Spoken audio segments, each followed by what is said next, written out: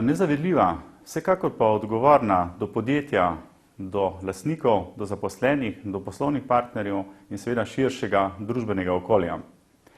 S kvalitetno analizo ekonomskih pokazateljev in tržnih ter konkurenčnih možnosti je potrebno ugotoviti, kje se nahajamo, seveda z upoštevanjem trenutnih tržnih razmer. Ugotoviti moramo, ali imamo potrebne resurse za vse. Na podlagi tega moramo sprejeti odločno strategijo, po kateri poti naprej. Pomembno je, da imamo odločen, zanesljiv in pa sposoben kader, ki je kos delu v najtežjih razmerah.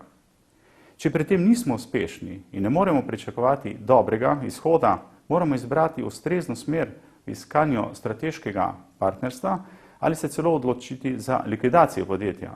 S pravično in pravčasno odločitvijo se izognemo nastanku še večje škode zase in za druge.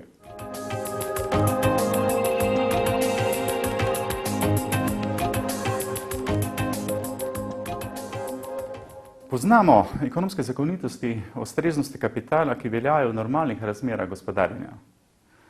V preteklem obdobju smo ta pravila zavestno in pa pogosto kršili v želji po lastninjo, rasti in pa hitrem zaslužku. Ekonomskih zakonitosti ne moreš na dolgi rok prelisičiti. Cena za tako ravnanje je visoka in je treba drago plačati.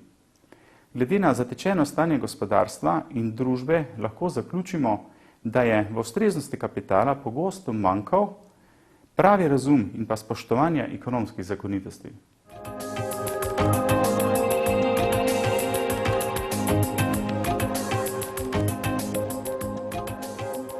Temelj uspešnega finančnika so pregledne informacije poštenega računovodstva, ki se odražajo v analizah preteklega poslovanja, tekočih rezultatih in pa realnih pričakovanj v prihodnosti, torej poslovnega načrta. Dober kontroling računovodstva mora odražati vse poslovne funkcije.